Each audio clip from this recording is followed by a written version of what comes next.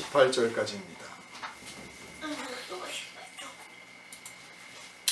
안식 후 첫날 일찍이 아직 어두울 때 막달라 마리아가 무덤에 와서 돌이 무덤에서 옮겨진 것을 보고 시몬 베드로와 예수께서 사랑하시던 그 다른 제자에게 달려가서 말하되 사람들이 주님을 무덤에서 가져다가 어디 두었는지 우리가 알지 못하겠다 하니 베드로와 그 다른 제자가 나가서 무덤으로 갈새 둘이 같이 다름질하더니 그 다른 제자가 베드로보다 더 빨리 달려가서 먼저 무덤에 이르러 구부려 세마포 놓인 것을 보았으나 들어가지는 아니하였더니 시몬 베드로는 따라와서 무덤에 들어가 보니 세마포가 놓였고 또 머리를 쌌던 수건은 세마포와 함께 놓이지 않고 딴 곳에 쌌던 대로 놓여 있더라. 그때야 무덤에 먼저 갔던 그 다른 제자도 들어가 보고 믿더라. 그들은 성경에 그가 죽은 자 가운데서 다시 살아나야 하리라 하신 말씀을 아직 알지 못하더라. 이에 두 제자가 자기들의 집으로 돌아가니라. 마리아는 무덤 밖에 서서 울고 있더니 울면서 구부려 무덤 안을 들여다보니 흰옷 입은 두 천사가 예수의 시체에 뉘었던 곳에 하나는 머리편에 하나는 발편에 앉았더라. 천사들이 이르되 여자여 어찌하여 우느냐. 이르되 사람들이 내 주님을 옮겨다가 어디 두었는지 내가 알지 못함이니이다. 이 말을 하고 뒤로 돌이켜 예수께서 계신 것을 보았으나 예수이신 줄은 알지 못하더라. 예수께서 이르시되 여자여 어찌하여 울며 누구를 찾느냐 하시니 마리아는 그가 동산직인 줄 알고 이르되 주여 당신이 옮겼거든 어디 두었는지 내게 이루소서. 그리하면 내가 가져가리이다. 예수께서 마리아야 하시거늘 마리아가 돌이켜 히브리 말로 라보니 하니 이는 선생님이라 하는 말이라. 예수께서 이르시되 나를 붙들지 말라. 내가 아직 아버지께로 올라가지 아니하였노라. 너는 내 형제들에게 가서 이르되 내가 내 아버지 곧 너희 아버지 내 하나님 곧 너희 하나님께로 올라간다 하라 하시니 막달라 마리아가 가서 제자들에게 내가 주를 보았다 하고 또 주께서 자기에게 이렇게 말씀하셨다 이르니라. 아멘. 할렐루야. 아멘. 오늘은 부활하신 예수라는 제목으로 함께 은혜를 나누겠습니다. 우리를 사랑하시는 주님, 우리를 사랑하셔서 우리의 이 더럽고 흉악한 죄 때문에 십자가를 지신 주님, 죽음까지 마다하지 아니하시고 우리를 품으신 주님, 이 시간 감사와 찬송을 드립니다. 우리를 이토록 사랑하신 주님이 계시기에 우리가 아버지 하나님 앞에 나갈 길을 얻었습니다.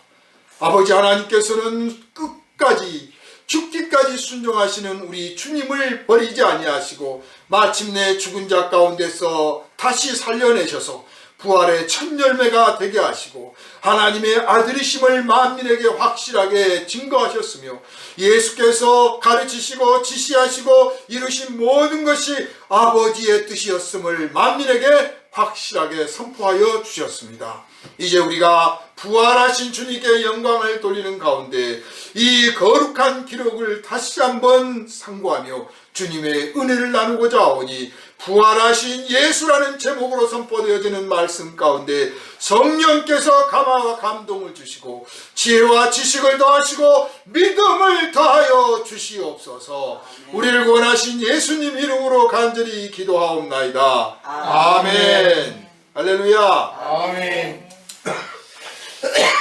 안식 후 첫날, 그러니까 일요일, 요즘식으로 말하면요 토요일이 안식일이니까 안식일 끝마치고 그 다음 첫날 일요일이 되는 거죠.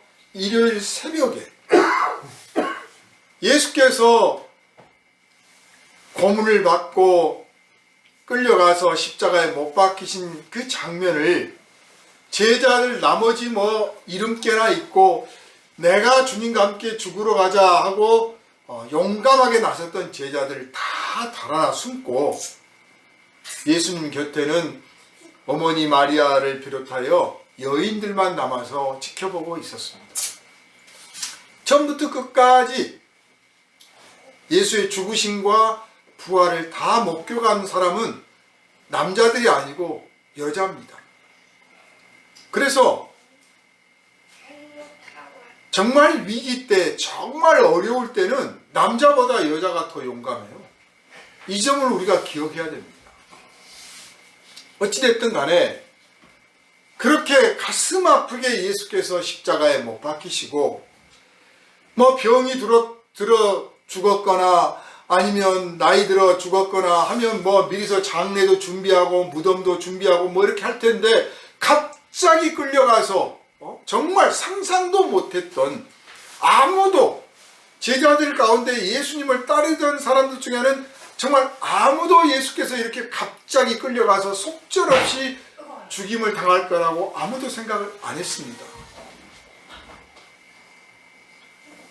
물론 마르다의 누이가 되는 마리아가 예수님에게 나드 향유를 머리에 붓고 발에 붓고 머리칼로 씻고 하면서 예수님의 죽음을 미리 장례를 치러드렸다고 할 수 있는데 그것도 이제 내일 모레면 죽는다 이런 의미라기보다는 정말 죽음이 가까웠구나, 이분은 죽음을 알고 계시구나, 이분은 죽어야 되는구나 하는 것들을 느꼈을 때 그 애절한 마음을 표현했다 이렇게 볼 수 있습니다.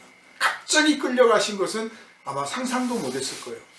적어도 그렇잖아요. 무슨 일이 터져도 오늘은 아니겠지 우리 그러잖아요. 아마 내일쯤 아니면 모레쯤이겠지 오늘은 아닐 거야.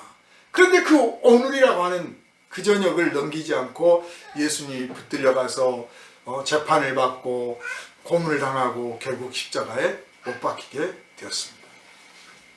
그 장면을 다 보았던 이 여인들로서는 정말 안타깝기 짝이 없었고 무덤조차 변변치 않고 정말 장례조차 되도록 못했기 때문에 예수님의 그 시신을 갑자기 무덤이 없으니까 다른 부자가 자기와 자기 뭐 가족들을 위해서 미리서 동굴 파놓은 그 무덤을 우선 임시로 빌려 쓴 거예요. 가묘를 만든 거죠.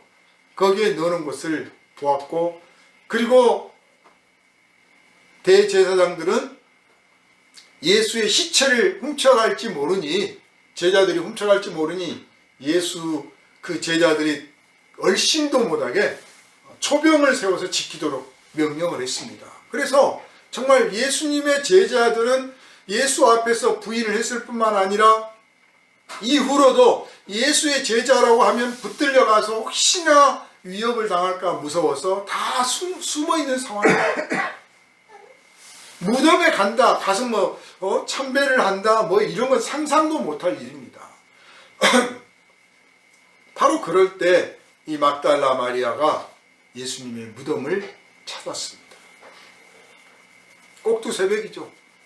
동트기만을 기다린 거예요. 동트기만. 동트기만을 기다렸다가 이른 새벽에 갔는데 가서 보니까 그 동굴 막아놨던 돌이 저같이 굴러가 있는 거예요. 부자들은 석회암 동굴을 파서 거기다가 장례 치르고 나서 관을 넣습니다. 한 사람만 들어가는 게 아니고 뭐 가문이 다 들어가는 큰 무덤을 만들기도 하고 그냥 일가족 들어가는 무덤을 만들기도 하고 그런 정도로 합니다.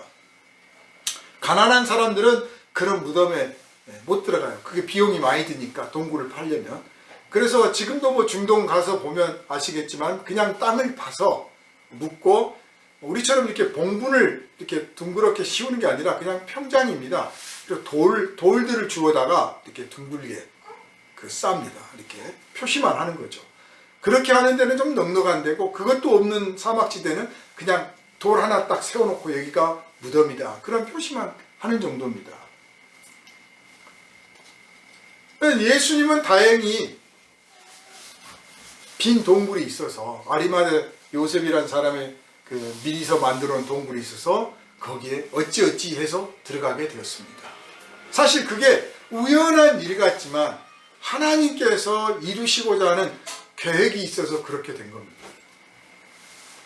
그런데 오늘 본문에도 나오지만 사람이 들어가서 시신을 눕히고 또 잠깐이라도 뭐 처리하고 나와야 되니까 동굴이 무슨 기어 들어가는 동굴이 아니고 아주 서서 들어갈 수 있는 동굴이면 큰 동굴이지만 적어도 좀 이렇게 허리를 좀 숙이고 들어갈 수 있는 동굴 정도는 파는 겁니다. 실제로 중동에서 좀 부자들의 무덤은 사람이 서서 들어갈 수 있을 만큼 이렇게 동굴을 크게 팝니다. 시간을 오래 두고 파는 거죠.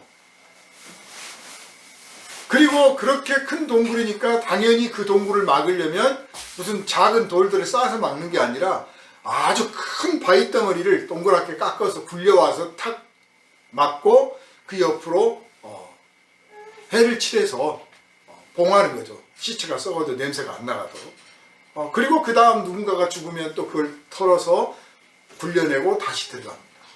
그렇게 하는 건데 예수님을 그렇게 넣어놨는데 와서 보니까 돌은 굴러가 있고 또 들여다보니 시신이 안 보이는 거예요. 참 난감하죠. 인생 살다 보면 도대체 내가 할 수 있는 일이 뭔가 싶은 그런 상황을 맞닥뜨릴 때가 있습니다. 사랑하는 사람이 아팠다든지 무슨 내가 애착을 갖고 일으킨 기업이 무너져 가고 있다든지 혹은 정말 외국 군대가 쳐들어와서 우리가 속수무책으로 당해서 그냥 집안이 파탄 나고 나라가 아주 박살이 나고 있다든지 그렇게 해서 내가 뭐라도 하고 싶은데 내가 할 수 없는 그 어떤 것도 할 수 없는 그런 아주 비참한 상황, 무력감을 느끼는 상황, 그리고 이것마저 나한테서 뺏어가면 나는 뭐가 남습니까? 라고 하나님께 막 울며 호소를 할 만큼 정말 아무것도 남지 않는 그런 상황에 처할 수가 있는데 이 막달라 마리아가 딱 그런 상황을 맞이한 겁니다. 그 사랑하는 선생님을 빼앗겨서 붙들려가서 고문당하고 죽는 꼴을 봐야 했고 그리고 죽는 그 장례도 제대로 변변하게 못 치렀는데 이제 나중에라도 와서 좀 추모하는 마음을 가지려고 했더니 와서 보니까 시신이 없어졌어. 아니 뭐 어떤 놈이 이걸 가져간 거냐, 누가 가져간 거야 하고 소리 지르기 전에 먼저 마음이 무너집니다. 우리가 할 수 있는 게 아무것도 없고 정말 아마 다른 제자들도 같이 와서 봤으면 똑같은 상황이었을 거예요. 아 세상에 이럴 수가 있나. 해도 너무한다. 막 하나님 그랬다면 하나님 해도 너무하십니다. 우리 예수님 무슨 죄가 있다고 이렇게 붙들려가서 매질당하고 고문당하고 그리고 죄인의 십자가를 져서 죽는 것도 정말 너무나 분통 터지고 억울한데 아니 그 시신 그거 좀 장례 좀 치르려고 하는데 그 시신마저 이렇게 잃어버렸으니 하나님 해도 너무한 거 아닙니까? 이런 그 절망감이 들 수 있습니다. 그러니까 성경에 보면요 가장 극적이다 싶은 장면들이 몇 개 있습니다. 노아의 방주 사건 같은 경우는 노아가 방주를 짓고 있을 때 다들 비웃잖아요. 야 뭘 하는 거냐 하고 비웃었는데 아니나 다를까 틀림없이 비가 내려요. 이게 반전이죠. 봐라 내 말이 맞지. 주로 성경에 보면 구약과 신약에서 이렇게 반전을 이룬 걸 보면 주로 그 믿음의 사람이 당당하게 봐라 내 말 맞잖아. 내가 하나님이 그러실 거라고 그랬잖아. 내 믿음이 틀림이 없잖아 하고 그렇게 막 자랑할 만한 그런 상황들이 꼭 있습니다. 반전을 할 때. 그런데 이번 반전은 일체 그런 게 없어요. 이게 가장 중요한 핵심입니다. 첫 번째, 우리가 믿음으로 구원을 얻는 것은 정말 우리가 뭘 해서 얻는 게 아니라는 거예요. 정말 처음부터 끝까지 시작부터 마지막까지 철저하게 완전하게 하나님께서 구원을 이루신 줄 믿으시기를 바랍니다. 아멘. 아무것도 우리가 할 게 없어요. 만약 우리가 우리 힘으로 뭔가를 한다면, 혹은 뭔가 하나님과 어떤 계약을 하거나 혹은 뭐 거래를 하거나 뭐를 해서 뭐 한다면 우리는 금방 한계에 도달할 겁니다.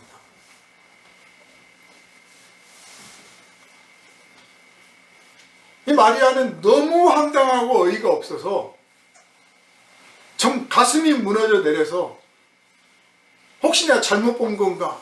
그리고 만약 누가 시신을 가져갔다면 빨리 찾아야 되지 않겠나 싶어가지고 제자들에게 달려갔습니다.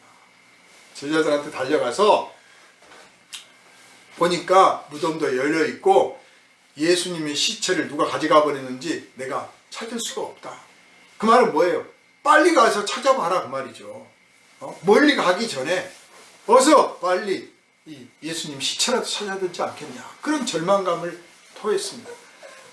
그래서 그 말을 듣고 그전에는 혹시 예수 이름으로 붙들려가서 예수의 이름으로 한때 뻐기고 자랑하고 예수님의 왕국이 건설되면 우리가 예수님 우편에 앉겠다, 내가 왼편에 앉겠다, 뭐 예수님 당신의 나라가 임하실 때 우리에게 한 자리씩 주셔야 됩니다 하고 막 다 뻐기고 자랑하고 은근히 기대감이 컸던 그 사람들이 예수님 끌려가서 재판받고 십자가에 못 박히니까 다 달아났고 숨었습니다. 혹시라도 예수의 이름, 그 예수 때문에 또 붙들려가서 자기들이 고문당하고 죽을까 봐서 그랬고, 또 한편으로는 예수님이 하나님의 아들이며 이 예수님이 이스라엘을 건설하실 분인 줄 알았더니 결국 저렇게 죽는 걸 보니까 우리가 틀렸다,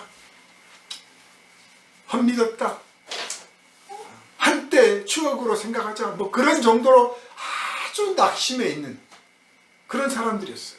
그러니까 두려움과 실망, 낙심, 슬픔, 그래서 꼼짝도 하기 싫어. 심각한 우울증에 빠져 있는 상태입니다. 그런데 와서 예수님의 시체를 잃어버렸다고 하니까 얼마나 놀랐겠습니까? 황당한 거죠. 빨리 가서 시체라도 찾아야겠다. 그래서 그냥 그 뭐 흔적이라도 있을까 하고 막 달려간 거예요. 숨을 때는 그냥 꼼짝없이 숨더니 이 지경이 되니까 이제 막 사람이 분통이 터지니까 이제 눈에 보이는 게 없죠. 이건 용기도 아닙니다. 사실은 극단이죠, 극단. 그래서 막 달려가서 보니까 아니나 다를까 정말 무덤이 비어있는 거예요. 그런데 두 사람이 달려갔습니다. 한 사람은 예수의 사랑하시는 제자. 그 누구냐? 지금 이게 요한복음이에요. 요한복음에서 예수의 사랑하는 제자란 요한을 말하는 거예요. 자기를 말해요. 자기를. 내가라고 쓰지 않고 간접적으로 표현한 거죠. 그리고 베드로. 알다시피 베드로와 요한과 야고보는 예수님께서 그 많은 제자들 가운데 12사도를 세우셨고 그 12사도 가운데서도 특별히 더 챙기시는 제자들이었어요. 그래서 변화산에 가실 때도 데리고 갔고 세 사람만. 또 베드로 장모 10병 걸려서 죽었네 살았네 막 할 때, 또 달리다금 할 때, 막 중대한 사건 있을 때 이들만 데리고 갔습니다. 그만큼 이분들이 참 믿음이 충만하고 아주 순종하려고는 의지가 있고 누구보다도 열정적이고 주님의 일이라면 물불을 안 가리는 그런 충성스러운 분들이었어요. 그래서 그런 신임을 받았기 때문에 그분들이 예수 십자가에 못 박힐 때 모른 척 돌아서고 외면하고 나는 모릅니다 했었던 그 자기들의 그 과오를 더 슬프게 생각하고 더 부끄럽게 생각을 하는 그런 게 있죠. 그래서 예수님 시신이 없어졌다고 그러니까 막 마음이 뒤집어진 겁니다. 그래서 달려갔는데 먼저 도착한 사람은 요한이 도착해서 보니까 정말 무덤 안이 비어 있는 거예요. 그런데 들어가지는 않았습니다.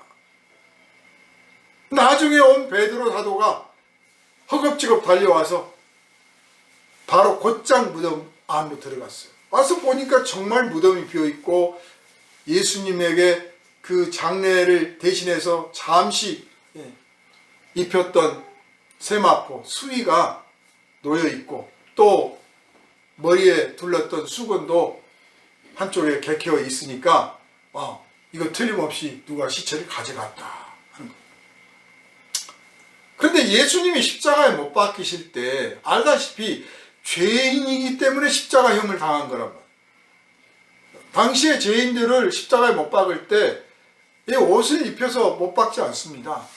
완전히 발가벗겨서 못 박게 하는 거죠.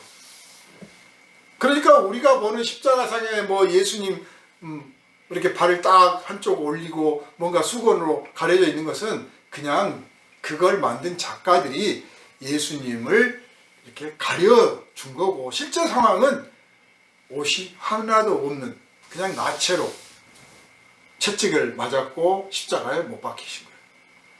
또 나중에 예수님의 그 입었던 옷을 로마 군사들이 또 제비를 뽑아서 나눠 갔잖아요.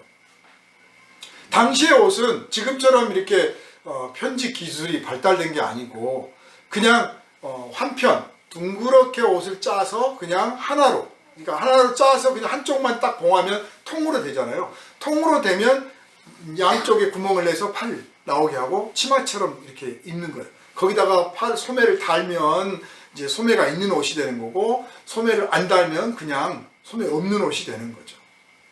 그럼 장례 치를 때는 어떻게 하냐? 그냥 그런 옷을 입히기도 하고, 대개는 천으로 그냥 돌돌돌 감습니다.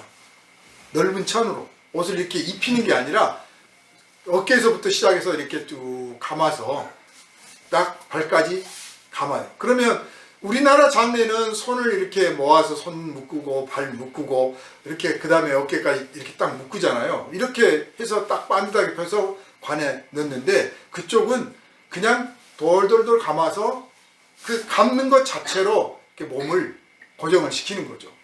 그러니까 옷을 입히기도 하고 아니면 그렇게 하기도 하는데, 아마 돌돌돌 감았다고 보는 게 더 맞을 것 같아요. 예수님은 그렇게 된 다음에 이제 거기다가 기름을 좀 부었었죠. 그런 상태로 시신을 넣었는데, 그 예수를 쌌던 세마포나 또 머리에 이렇게 감아 둘렀던 수건이 그대로 한쪽에 개어져 있는 걸 보면, 예수님의 시체를 누가 가져갔다면 예수의 그 발가벗은 시체를 가져간 거예요. 그거 참 웃기는 거잖아요. 시체를 그걸 훔쳐갈 생각이면 그냥 통째로 훔쳐가지, 왜 거기서 그걸 또 벗기고 시체만 빼가냐고. 그거 참 이상하단 말이에요. 그러니까 베드로가 들어가서 봤을 때 너무 어이가 없는 거죠. 너무 어이가 없어. 아니, 가져가면 다 가져가는 거지, 왜 또 이건 뭐냐, 이건 예수의 시신을 모욕하려고 하는 게 아닌가, 막 그런 생각도 들고 이게 무슨 일인가 싶은 거예요. 그러나 분명한 것은 이제 시체마저 잃어버렸으니 이제 끝났다.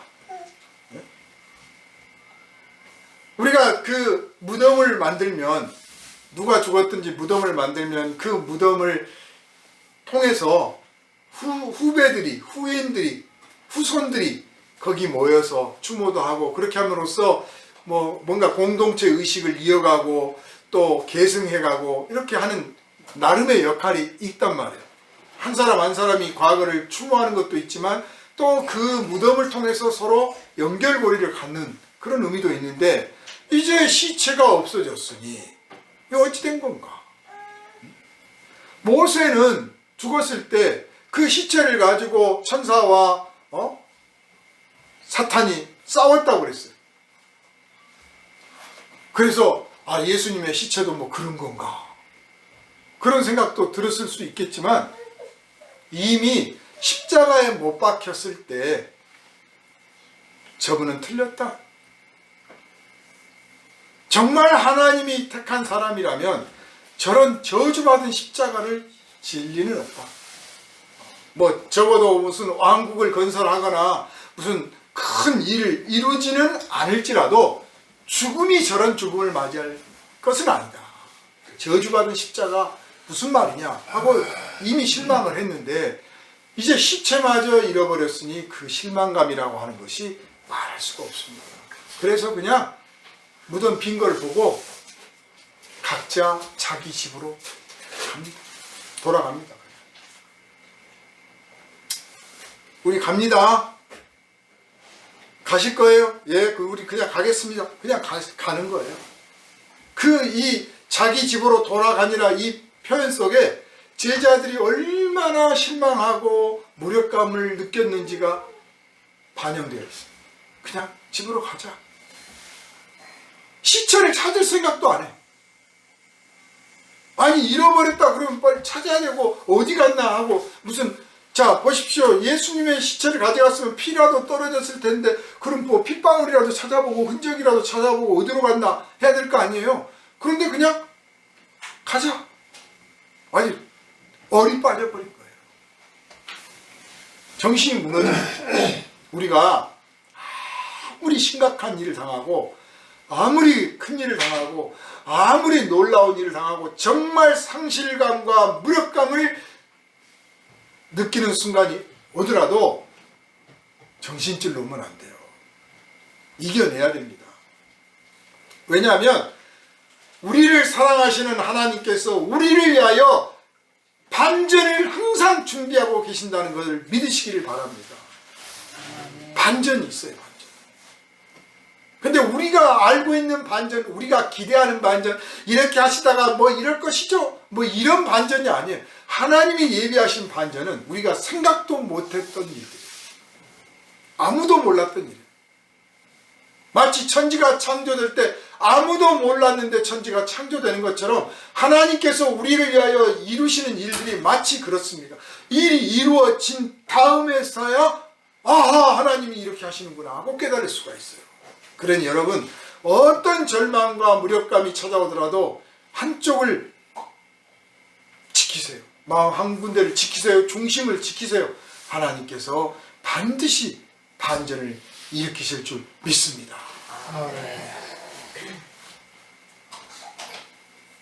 본문에 가로를 쳐놨지 않습니까? 제자들은 아직 인자가 죽은 자 가운데서 다시 살아나야 하리라는 말씀을 알지 못했다. 여러분이 그 본문을 읽을 때 아마 무심결에 읽으실 거예요. 몰랐나 보다 그럴 거예요. 그런데요, 그때 당시는 거기서 말씀하시는 성경은 우리가 지금 읽고 있는 구약 성경을 말하는 거예요. 구약 성경 어디에도 인자가 죽은 자 가운데서 다시 살아나야 하리라 하고 써진 기록은 없습니다. 없어요. 그러니까 그런 성경을 알지 못했다라고 하는 것은 어떤 구절을 지금 말하는 게 아니라 성경 전체에서 말하고자 하는 어떤 메시지를 아직 못 들었다는 거예요. 예수님께서 친히 제자들에게 가르쳐 주셨어요. 요나의 표적을 내가 보여주겠다. 요나의 표적이라고 하신 말씀을 통해서 인자가 죽은 지 사흘 만에 살아날 거라고 하는 해석을 이미 예수님이 하셨어요. 그러니까 요나서라고 하는 게 바로 인자가 죽은 자 가운데서 사흘 만에 살아나야 하리라라고 써져 있는 책이에요. 구체적으로 그렇게 안 써져 있지만 그 전체 사건이 그 결론을 내는 거고 예수님은 그걸 이미 제자들한테 가르쳐 주셨는데 제자들은 그 가르침을 들을 때 옛날 이야기로 들은 거예요. 전설 따라 삼천리로 들은 거죠. 교훈으로 들은 거야. 아 그래 하나님 말씀 안 들으면 요나처럼 물고기 밥이 될 수도 있어.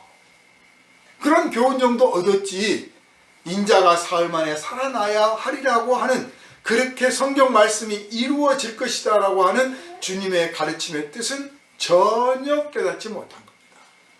그래서 집으로 가자. 우리 갑니다. 예, 가세요. 먼저 가세요. 저는 좀 더 이따 갈게요. 그렇게 해서 집으로 가버렸습니다. 사람이 아무리 낙심하고 실망을 했다고 치더라도 자기만 아프고 자기만 슬픈 게 아니잖아요. 지금 막달라 마리아도 주님의 제자이고 슬픔과 아픔을 지금 느끼고 있잖아요. 그러면 같이 가든지 우리가 좀 더 같이 있겠습니다 라고 하든지 그래야 되는데 계세요, 우리 갑니다 하고 갔어요. 왜냐? 겁이 났거든요.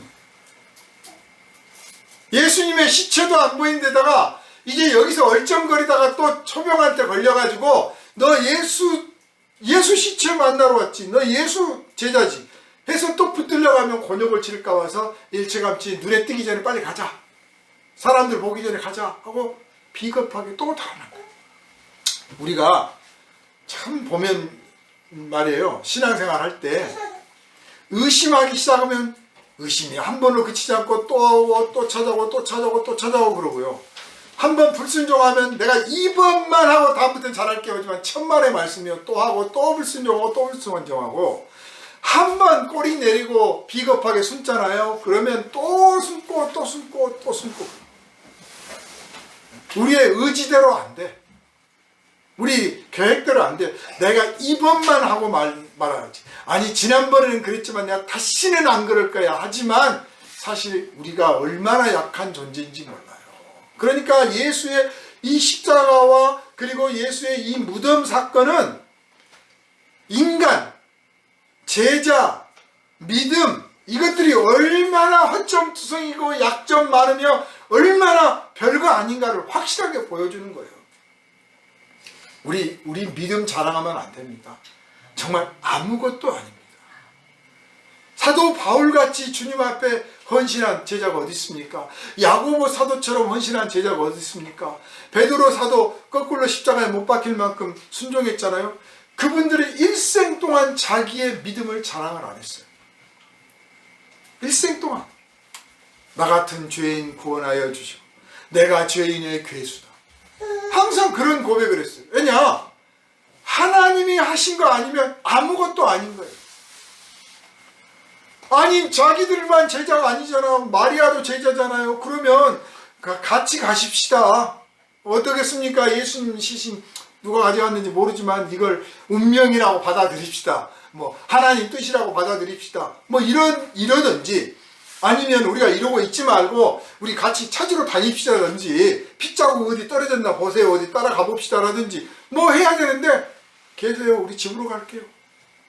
완전 꼬리 내립니다. 자랑할 게 없어요. 그래서 복수의 그 순교 사화를 보면요, 참 저도 그 대목을 읽고 참 회개하고 눈물을 흘리고 그랬는데, 이 초대교회 성도들을 끌려가서 순교 당할 때 평소에 믿음을 자랑하고 믿음을 강조하고 정말 뜨겁게 기도하고 누가 봐도 믿음 좋으셨던 분들이 막상 순교 현장에서는 막 두려워 떨고 달아나고 숨고 벌벌벌 한다는 거예요. 그런데 참 저분은 믿음이 약한 것 같아. 좀 믿음 좀 좋았으면 좋겠네. 뭐 걱정을 막 했던 그런 분들이 오히려 딱 순교 현장에서는 담담하게 때가 되었으니 내가 가야죠. 뭐 이런다는 거예요. 뭐 다 그런 건 아니지만 그래서 아무도 자랑을 마라. 아무도 비웃지 말고 믿음이 있다고 자랑할 것도 아니고 믿음 없다고 비웃을 것도 아니야. 맞출 것도 아니야. 오늘 본문에서 그러잖아요.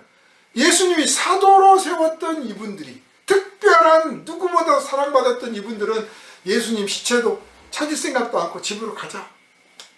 그리고 마리아는 남아서 막달라 마리아가 어떤 사람입니까? 7 귀신 들렸다가 구원받았잖아요. 그러면 뭐 보지는 않았지만 과거에 문제가 크게 있었던 사람들은 구원을 받았음에도 불구하고 여전히 그걸 기억해요. 사람들이 옛날에 7 귀신 들렸대. 한때 그랬었대. 귀신이 7이 들어가 있으면 뭐 얌전하게 앉아서 착하게 살았을 것 같습니까?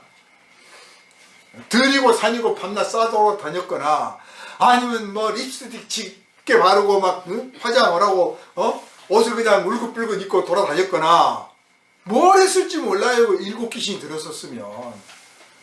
그러니까 구원을 받았음에도 불구하고 은근히 저 사람은 저랬어. 그래. 만약 우리 교회에서 뭐 흉악한 중범죄자가 회개하고 예수 믿어 구원받아서 이제 나오게 됐다. 근데 아무도 그 정보를 말 않고 그냥 새 성도님 소개합니다 하면 그냥 받아들이겠는데, 이분이 왕년에 사람을 죽였는데요, 예수 믿고 구원받았습니다, 환영해 주시기 바랍니다, 만약에 이렇게 공개적으로 그러면 환영합니다 하면서 옆에 안 앉을 거야. 아마. 괜히 거리를 둬요. 우리가 굉장히 마음이 넓고 따뜻한 것 같고 정말 예수 안에 모두가 형제 자매야라고 하고 있지만 실제로 보면 안 그럴 때가 많죠. 마음 한구석이 막 닫혀있는 데가 많아요. 그러나 그들 중에 진실한 믿음이 있습니다. 막달라 마리아는 남아서 다 가고 나서 자기가 받은 구원의 깊이를 알아요. 요한과 야고보와 베드로는 알다시피 예수님께서 갈릴리 땅 다니실 때 나를 따라오너라 그러니까 그냥 따라왔어. 제가 만약 여러분에게 전도를 했는데 예수 믿고 구원 받으십시오, 저랑 같이 교회 가십시오, 그럽시다 하고 따라 나왔다고 쳐보세요. 그러면 세월이 지날 때마다 내가요, 우리 목사님이 가자고 그래서 그냥 착 갔지롱. 내가 얼마나 그때부터 기도를 했는지 몰라. 은근히 자기의 의의가 쌓일 수 있어요.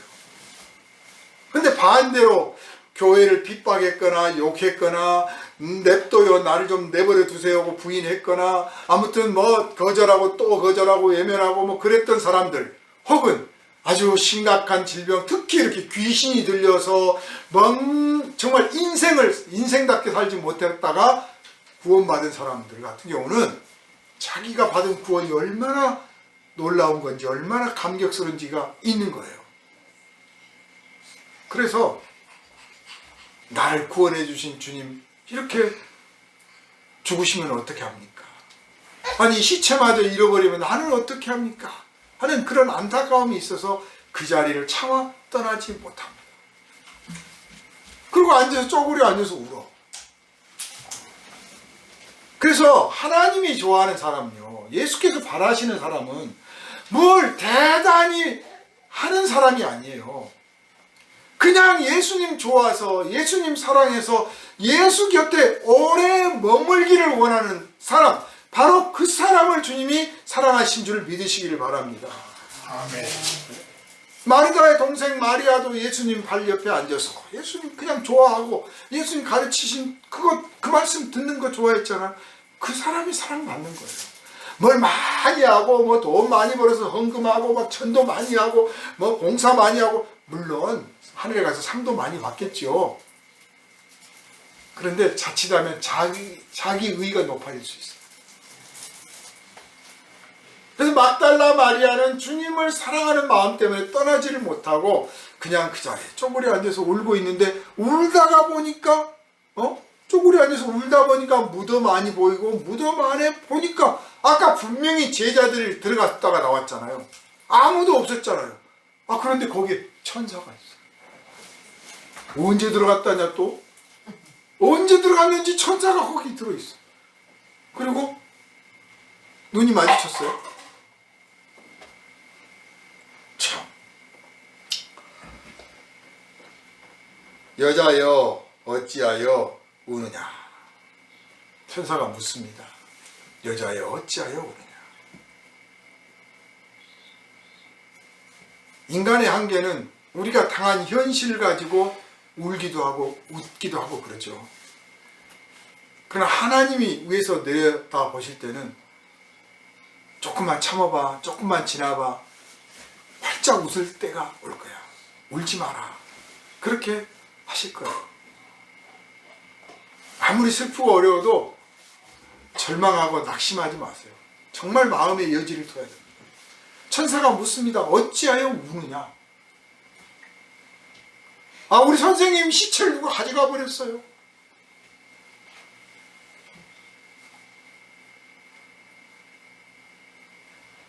바로 그 하소연을 하고 있는데, 그 억울한 마음, 슬픈 마음, 정말 어떻게 하소연할 데 없는 그 마음을 천사한테, 이분이 천사인지 누군지도 몰라, 아무튼 그 무덤 안에 있으니까 그 하소연을 하는 거예요. 바로 그때 예수께서 나타나셨습니다. 유명한 로이드 존스 목사님이 그 부흥론에 이런 말씀을 쓰셨어요. 쭉 부흥론을 쓰시다가 마지막 부분에 우리가 축도 시간이 되면 예배 시간이 뭐 1시간이면 1시간, 1시간 반이면 1시간 반 예배 시간이 보통 정해져 있고, 그리고 이제 축도 시간이 되면 축도 빨리 받고 끝나면 빨리 가야지 하는 경우가 많다. 당신들은 딱 예배 시간을 마치는 것이 내가 할 도리를 다 했다고 생각을 한다.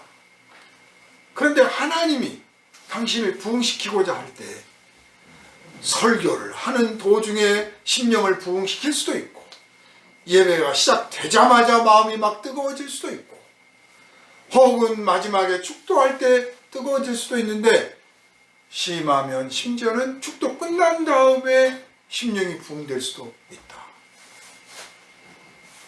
그런데 시간 땡 되면 빨리 가야지, 왜 목사님 이렇게 설교가 기나, 왜 예배 시간이 이렇게 안 끝나냐, 이렇게 마냥 마음을 먹는다면 하나님이 주신 부흥을 언제 얻겠느냐.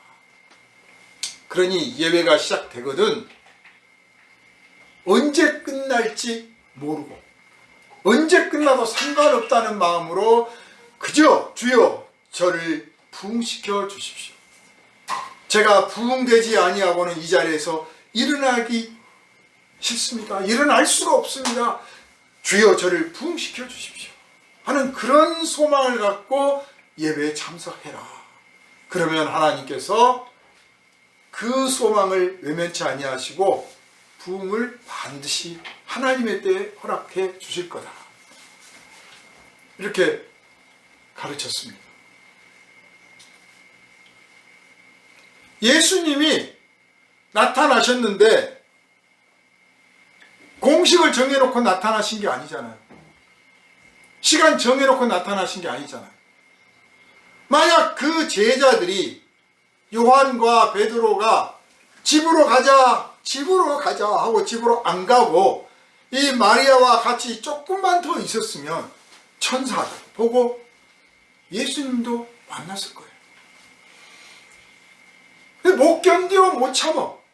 여러분이 정말 기도에 응답받기를 원하고, 여러분이 정말 부흥되기를 원하고, 여러분이 정말 하나님 손에 붙들려서 귀하게 쓰임받기를 원한다면 무엇보다도 먼저 배워야 될 것이 기다림이에요. 기다림. 하나님은 우리를 1000년, 2000년도 기다리십니다. 생각해 보세요. 제가 주님 처음 영접할 때 그 감격을 느꼈어요. 예수님은 나를 2000년 전부터 기다리셨다. 그런데 나는 1시간도 못 기다리고 하루도 못 기다리는구나. 제자들이 조금만 더 기다렸다면 주님을 만났을 거 아니에요. 그런데 못 기다리고 그냥 가버렸어.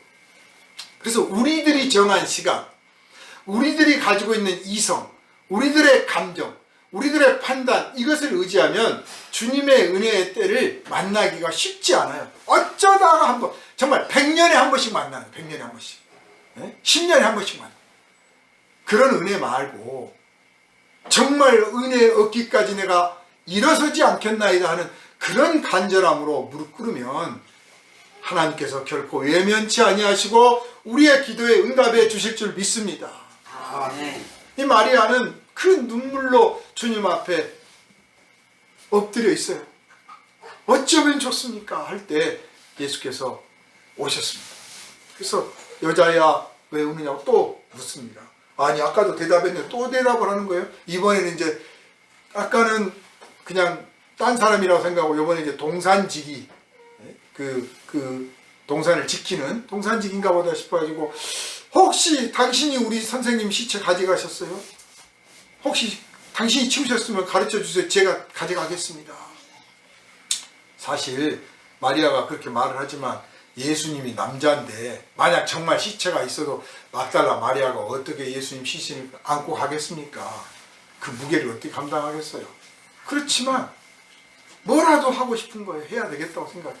그래서 시신을 좀 어디 있는지 좀 알려달라. 보통 죄인이 말이에요. 죄 짓고 현장에 꼭 와본다고 그러잖아요. 그러니까 틀림없이 이 사람이 우리 선생님 시체를 빼돌리고 그리고 어떻게 됐나 제자들이 왔다 갔나 보자 하고 왔으리라 이런 느낌이 온 거예요. 그래서 당신이 우리 선생님 시체를 치웠다면 알려주세요. 내가 치우겠습니다. 그렇게 박대하게 하지 마십시오. 비록 죄인이었지만 지금 죄인의 시체예요. 조선시대에도 마찬가지입니다. 사형당하면 시체 못 가져가게 해요. 가져가려고 하지 않습니다. 조선 말에 외국인이 와가지고 사형당하는 장면을 보고 기록들이 있어요. 가족들이 찾지 않습니다. 저 죄인과 한 가족이다 한 통속이다 그 욕먹을 것 같아서 오지도 않고 그 시체를 막 아무렇게나 하는 거예요. 그런데 어떤 부자가 와서 자기 아들 시체를 데려가려고 하는데 이 죄인의 시체를 또 안 가져가려고 그래요. 그 역적과 같은 취급을 받는 그런 대접받기 싫기도 하고 그 괜히 기분이 나쁜 거예요. 그래서 이 부자가 자기 아들을 좀 살려내려고 막 돈도 많이 쓰고 그랬는데 어쨌든 그 시체를 가져가기 위해서 사람들을 사서 아주 돈을 많이 주고 와서 그 시체를 가져간다. 그 장면을 눈물 흘리면서 가져가는 장면을 그 외국인이 조선을 방문해서 그 광경을 보고 그걸 기록에 남기고 그림까지 그려놨습니다. 아무도 죄인의 시체를 안 가져가려고 해요. 우리 호적에서 파자 그러지 오히려. 그렇게 뜨겁게 사랑하고 뭐 하는데 뭐 이런 뭐 십자가형 그만두고요. 무슨 뭐 나쁜 짓 그만두고요. 예전에 제가 상담했던 분 중에 이런 분이 있어요. 결혼을 했어. 집에서 반대하는 결혼을 했는데 결혼하고 살다 보니까 그 마음에 안 들어. 도대체 뜻이 안 맞아. 못 참겠어. 그래서 이혼을 했어. 그 이혼했다고 집에서 찾아와가지고 우리 집안에 이혼은 없다. 그런데 네가 이혼을 했으니 호적 파자. 호적에서 빼겠다. 뭐 호적을 판다고 해서 파집니까? 그러면 뭘 말하느냐? 아버지 유산을 한 푼도 안 가져가겠다고 써라. 각서 써라. 넌 자식이 아니다. 우리 집안에 이혼은 없다. 얼마나 분통 터지겠어요? 그래서 써줬답니다. 또 그러더니 또 그 사람이 또 다른 사람하고 재혼을 했어요. 또 재혼했다고 또 한 번 더 쓰라고 그래가지고 또 한 번 썼대. 무슨 뭐 살인을 저지른 것도 아니고 강도를 한 것도 아닌데 그렇다. 그렇게 가문의 명예가 그렇게 대단한 건지. 사실 우리가 흉도 보고 야 너무했다 싶잖아요. 그렇지만 알고 보면 우리 가족 중에 누가 좀 잘못을 하거나 내 마음에 안 드는 뭘 하면 너 나가 너 자식도 아니야. 너 아이고 당신이 어떻게 부모야. 아니 너는 형제도 아니야. 이럴 수가 있어요. 얼마든지 그럴 수 있어요. 그래서 예수 십자가에서 죽고 무덤에서 살아난 이 사건은 사실 인간의 밑바닥을 다 보여주는 사건이에요. 예수님이 마리아에게 왜 우느냐, 누구를 찾느냐, 왜 울며 누구를 찾느냐 라고 이제 묻습니다. 뭔가 말을 이어가고 싶은 거죠. 그냥 왜 우느냐 그러면 누가 우리 선생님 시체를 가져갔어요. 그런데 누구를 찾느냐까지 하면 찾는다라고 하는 것은 말씀하시는 분과 듣는 입장이 달라요. 마리아 입장에서는 예수님의 시체를 찾는 거예요. 그러면 무엇을 찾느냐 이렇게 물어요. 물건이에요. 물건 시체는. 그런데 누구를 찾느냐. 말씀하시는 예수님은 살아있는 예수를 말씀하시는 거예요. 이 간결한 표현 속에 너는 예수를 죽어서 예수 시체를 찾고 있지. 그런데 내가 너한테 시체는 없다. 단언컨대 예수의 시체는 없다. 왜냐? 살아있으니까. 그래서 무엇이 아니라 누구인 거예요. 누구를 찾느냐 하고 질문했습니다. 그런데 마리아는 아직 그 뜻을 몰라요. 아직. 그래서 당신이 시체 치웠으면 제가 가져가게 해줄게요. 그랬더니 예수께서 마리아야 하고 이름을 부르십니다. 내 이름을 아네? 이름을 알았다. 내 이름을 아는구나 해서 돌아봤을까요? 우리 인간의 기억 중에 우리가 학교에서 외워서 머리에 남는 기억도 있지만요, 후각, 언젠가 맡았던 냄새, 뭐 어머니의 냄새, 아기들한테 있는 아기들이 무슨 냄새, 또 청각, 어디서 언제 들었던 그 음성, 귀에 못이 박히도록 들었던 어떤 음성, 사랑하는 사람의 음성, 또 미각, 이거 우리 어머니가 만들었던 맛과 똑같은 건데 이걸 아무리 먹어봐도 그 맛은 아니야. 왜? 미각의 기억이 있잖아요. 이게 오히려 우리가 배워서 머릿속에 남겨둔 기억보다 더 강력해요. 그래서 마리아야 하고 부르는 순간에 주님의 음성이라는 걸 깨달은 거예요. 주님의 음성이구나. 그래서 돌아봅니다. 보니까 예수님이에요. 본문을 보면 나를 붙잡지 마라. 또 어떤 데는 나를 만지지 마라. 내 모양에 손대지 마라.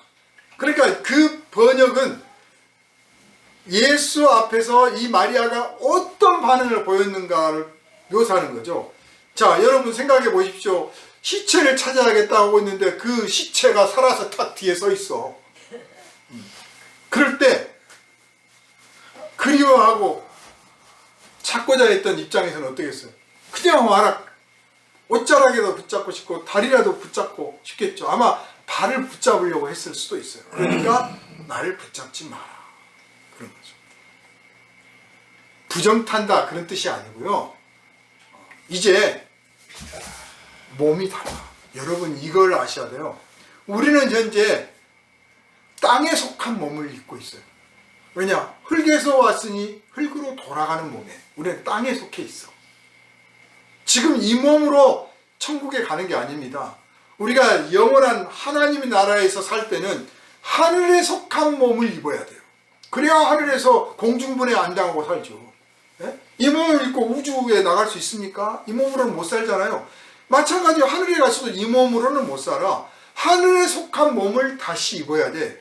그러니까 하늘에 속한 몸과 땅에 속한 몸은 급이 달라요. 전혀 급이 달라. 감히 만질 수가 없는 거예요. 그래서 너 부정 타지 마라, 부정하다 이게 아니라 너와 나는 이제 세계가 다르다. 그런 뜻입니다. 나는 하늘에 속한 몸을 입었다. 이 몸은 하늘에 속한 몸이야. 너는 땅에 속한 몸이고 장래 이 몸을 입기 전까지는 너와 나는 거리를 두어야 돼.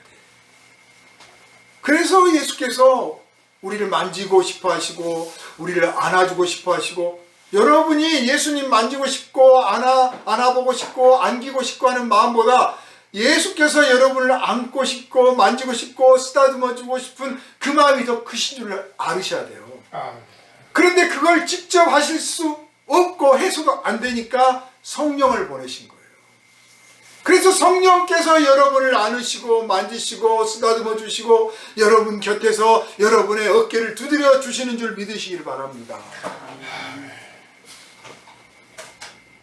마리아는 죽은 자 가운데서 다시 살아나신 주님을 만났습니다.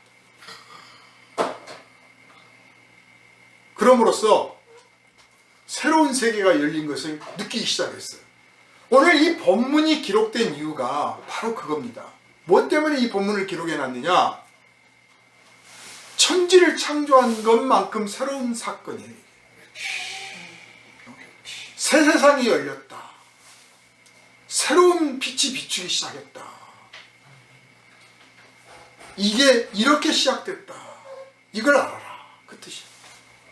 그래서 이 사건은 그냥 어떤 위인, 어떤 영웅이 이랬다더라가 아니에요. 뭐 어떤 종교에 누가 문선명이다, 뭐 박태선이다부터 시작해서 별의별 사람들이 뭐 죽었는데 지금 부활을 해가지고 어디에 있대. 여러분 요즘에 핸드폰도 있고요, 비디오 캠코더도 있고, 그렇게 나대기 좋아하고 자랑을 얼마나 했습니까? 막 동영상 찍어가지고 유튜브에도 올리고 막 생중계도 했잖아요. 무슨 결혼식 같은 거. 그렇게 사람들한테 알리기 좋아하는 그 사람들이, 자, 죽었으면, 아니 부활했으면 그거 동영상 찍어가지고 올려놓지 왜 안 올려놔? 당연히 올려놔야지. 모든 사람들 보라고. 아무도 증거가 없어요. 말만 하고 있지.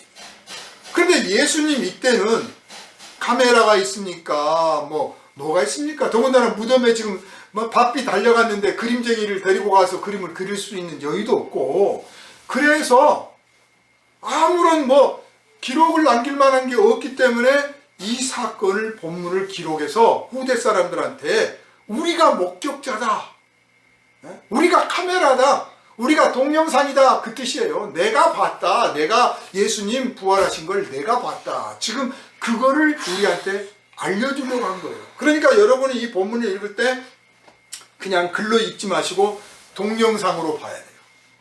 이 장면을 보면서 동영상 보듯이, 영화를 보듯이, 기록영화 보듯이, 아, 이렇게 해서 됐겠구나 하고 상상의 나래를 펴서 이 본문 안에 담겨져 있는 사건의 진실을 보는 눈이 열리시기를 주님의 이름으로 축원합니다. 아멘. 그러면 왜 이 기록을 그렇게 남겨서 알리려고 했냐? 죽은 자 가운데서 사람이 다시 살아났는데, 사람이 죽는 이유가 뭐냐? 죄 때문에 죽는단 말이에요. 죄 때문에. 그런데 죄 때문에 죽었던 사람이 살아났으니 이제 죽음을 이길 수 있는 길이 열렸다. 죄를 이길 수 있는 길이 열렸다, 그 뜻이에요. 우리가 부활의 신앙을 가져야 된다는 게 맨날 주님 저는 또 이번에 잘못했습니다, 또 실패했습니다, 맨날 저는 이 모양이에요, 이런 데 머물지 않고 그 타령하는 게 아니라 예수님이 죽은 자 가운데서 부활하신 것처럼 내가 사망을 이길 줄 믿습니다. 죄의 세력을 이길 줄 믿습니다. 내 잘못된 습관들, 고집들, 이 지난날의 이것들 싸그리 깨뜨리고 이겨 나갈 줄 믿습니다. 아멘. 이렇게 고백할 수 있다는 걸 알려주려고 이 본문이 기록된 거예요. 그러므로 여러분, 세상에 지지 마시기 바랍니다. 습관에 지지 마시기 바랍니다. 죄의 세력에 지지 마시고 아멘. 사망도 이기셨으니 무엇을 못 이기겠느냐. 나도 반드시 이기리라. 그래서 나도 예수 부활하신 것처럼 내 부활의 때 하나님께서 나를 일으키실 때 영광의 몸으로 일어나리라. 이렇게 고백을 하시기를 주님의 이름으로 부탁을 드립니다. 또한 주님이 이렇게 부활을 하심으로써 제자들에게, 불신했던 사람들에게, 배반했던 사람들에게 새로운 길이 열렸어요. 만약에 내가 누군가를 배신했는데 나한테 배신당하고 그 사람이 죽었어. 다시는 못 살아. 그러면 내가 아이고 미안해라, 다시는 안 그럴 텐데 해도 회복할 길이 없어. 평생 죄책감을 느껴야 돼. 그런데 그 사람이 살아나가지고 지난번 네가 배신했는데, 저한테요, 지난번에 당신이 배신했는데 나 다 그거 잊었어요. 아니 당신이 배신했는데 내가 손해를 엄청 봤는데 그거 다 극복했어. 아니 오히려 남어. 다 잊어버리고 당신도 이제 나처럼 이렇게 영광스럽게 사세요. 누가 그래주면 아이고 미안해라, 고마워라, 이렇게 될 거예요. 그러니까 예수님을 부인하고 의심하고 불순종하고 배반하고 달아났던 이 제자들, 또 심지어는 예수를 찌르고 채찍을 내려 때리치고 못 박았던 이 사람들도 예수가 죽는 것으로 끝나버렸다면 아마 그들이 부활하신 예수님을 못 만났다면 그러겠죠. 참 미안해, 참 젊은 사람 내가 못 박아 죽였어, 그럴 거예요. 그런데 그분이 살아서 만나주면 아이고 지난번에 내가 당신 못 박았는데 참 미안합니다. 근데 이렇게 살아나신 걸 보니 정말 내가 죄송하게 생각하고 고맙소, 그럴 거고, 그 예수께서 지난번 나 못 박을 때 내가 되게 아팠지만요, 보시오, 괜찮잖아, 나 부활했습니다. 잊어버리시고, 저 못 박은 거 잊어버리시고 그 못 박았던 심정으로 다른 사람들 다 열심히 사랑하고 사십시오, 이렇게 말해주면 그 사람이 진짜 해방될 거예요. 우리가 누구를 용서하려면 말이에요, 그렇게 하는 거예요. 네가 나를 괴롭혀가지고 내가 지금 얼마나 아프고 슬프고 얼마나 손해를 받는 줄 아냐? 내가 그렇지만 참는다. 아니야, 내가 진짜 용서한다. 다음부터 그러지 마라. 이런 용서 말고, 한쪽 구석에 남아가지고 막 응어리가 있는 그런 용서 말고, 네가 나를 괴롭히고 나를 때리고 빼앗고 아프게 했지만 슬프게 했지만 나가 다 잊었고, 아니 극복했다. 아니 오히려 그게 나한테 승리의 밑거름이 됐다. 내가 너를 용서하마. 나 다 잊어버렸다. 너도 잊어버려라. 뭐까짓 거. 그리고 나와 더불어서 즐겁게 한번 살아보자. 이렇게 용서하는 사람 되시기를 바랍니다. 그래서 예수님의 부활은 그냥 단지 예수님 죽었다 살아났네가 아니라 예수를 따르는 사람뿐만 아니라 예수를 배반하고 부인하고 찌르고 못 박았던 사람 모두에게 회개할 기회, 돌아올 수 있는 기회, 용서받을 수 있는 길을 열어주신 것입니다. 할렐루야. 아멘. 이 길을 따라서 우리가 지금 여기 온 거예요. 그러므로 여러분 부활신앙 가졌다면 정말 통 크게 용서하고, 나 당신이 괴롭혔던 나, 아프게 했던 나, 슬프게 했던 나, 그 나는 이미 죽었습니다. 그러니 나를 못 받고 나를 괴롭히고 슬프게 했던 당신도 그때 죽는 걸로 칩시다. 이제 우리 새롭게 한번 살아봅시다 하는 그런 뜨거운 가슴 가지시기를 주님의 이름으로 축원합니다. 마지막으로 이제 부활신앙이라고 하는 것은 예수님 십자가에 못 박힐 때 나도 같이 못 박혔다 하는 거거든요. 그런데 예수님이 왜 못 박혔습니까? 우리의 죄와 허물 때문에 못 박힌 거예요. 우리가 왜 죄와 허물을 짓고 범하고 그 죄 속에 삽니까? 이 세상에 속한 욕심 때문에 그래요. 그러므로 예수 십자가에 못 박힐 때 세상에 속한 욕심도 같이 못 박혔다. 못 박아 주시기 바랍니다가 아니라 이미 못 박혔습니다. 그러므로 나는 이제 부활하신 주님 따라가겠습니다. 부활하신 예수님 의지하겠습니다. 이게 부활신앙이에요. 세상에 속한 욕심 따라가지 마십시오. 세상의 쾌락 추구하지 마십시오. 세상의 영광과 자랑을 추구하지 마십시오. 부활의 영광을 바라보십시오. 반드시 여러분이 예수님의 오른편에 가까이 앉아서 영광을 누릴 날이 올 것입니다. 그날이 가깝습니다. 예수께서 여러분을 기다리고 계십니다. 세상에서 승리하는 부활신앙 누리시기를 주님의 이름으로 축원합니다. 기도합니다. 걸어가신 주님, 예수님이 무덤 속에서 다시 살아나셨습니다. 제자들은 실망하고 낙심하고 좌절했지만 주님, 간절히 주님을 사랑하고 애타게 찾았던 마리아는 부활하신 주님을 만났습니다.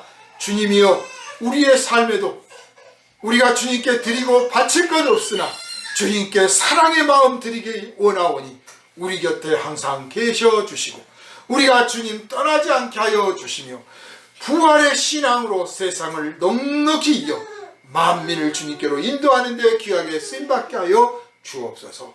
우리를 원하신 예수님 이름으로 간절히 기도하옵나이다. 아멘.